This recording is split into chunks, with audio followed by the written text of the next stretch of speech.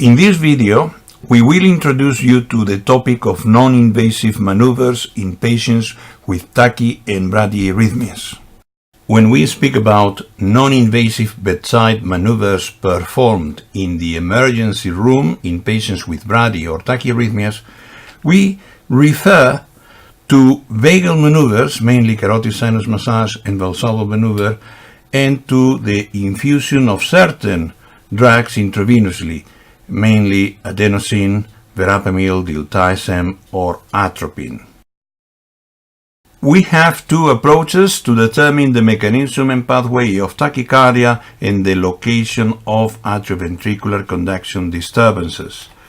One approach is non-invasive, consisting of the combination of the recording of a 12-lead electrocardiogram and the performance at the bedside of vagal and or pharmacological maneuvers.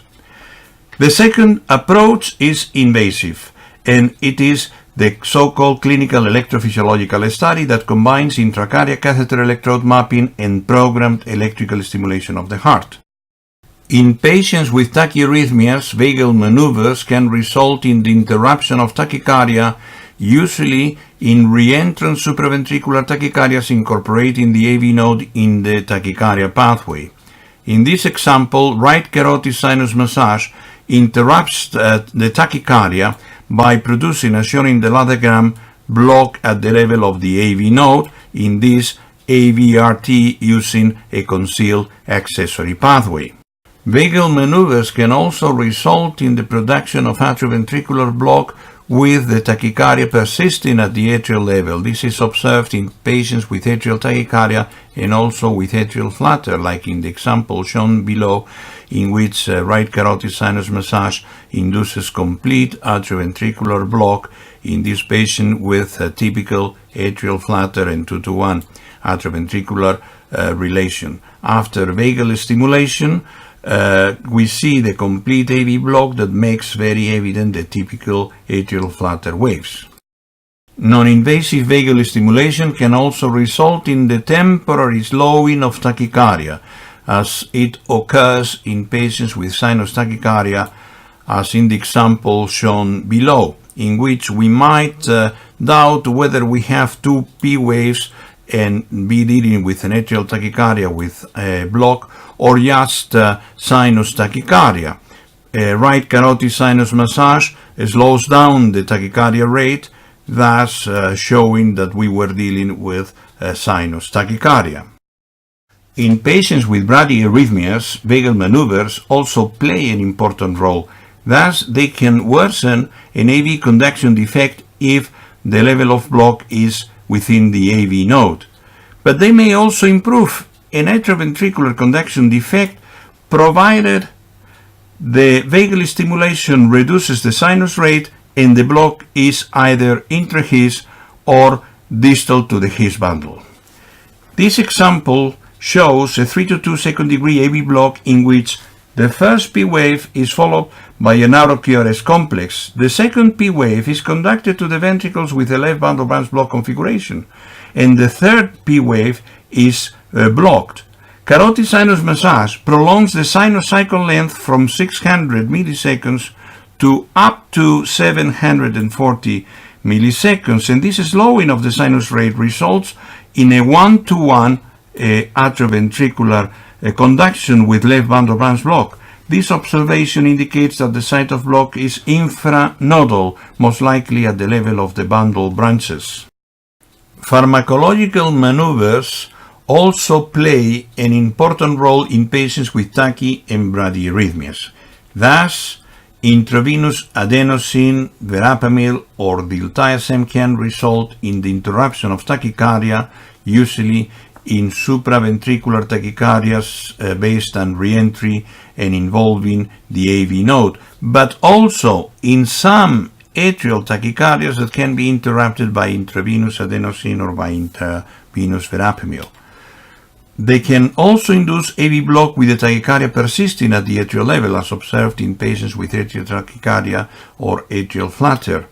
They may induce temporary slowing of the tachycardia rate, as observed in sinus tachycardia, but also in some other forms of supraventricular tachycardia.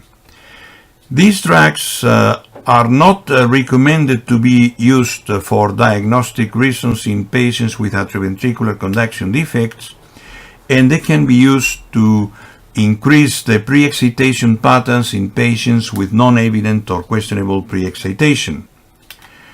Intravenous atropine can improve the atrioventricular conduction defects when they are located at the level of the AV node, but they may also worsen atrioventricular conduction if the conduction problem is located within the bundle of His or at the level of the bundle branch system. In this example, we show a regular wire QRS complex tachycardia with a left bundle branch block configuration that after the infusion of 6 milligrams of intravenous adenosine, we see that we have a 2-to-1 atrioventricular block with a narrowing of the conducted QRS complexes, thus indicating that we are dealing with an atrial tachycardia.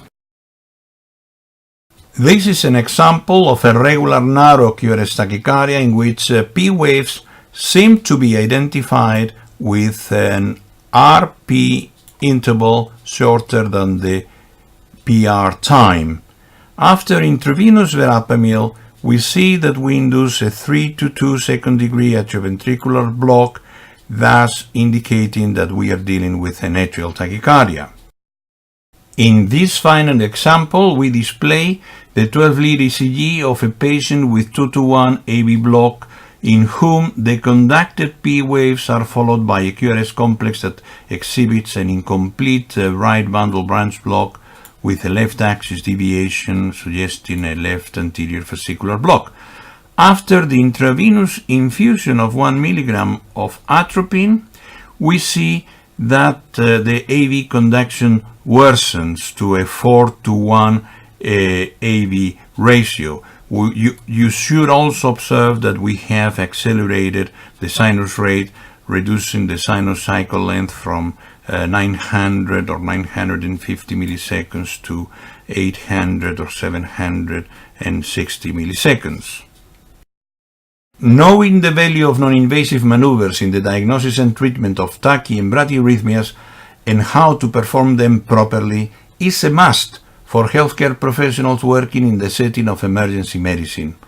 Go to the essay section of ECG Corner for a well-illustrated, fully documented and interactive account on how, when and what for non-invasive bedside maneuvers should be performed.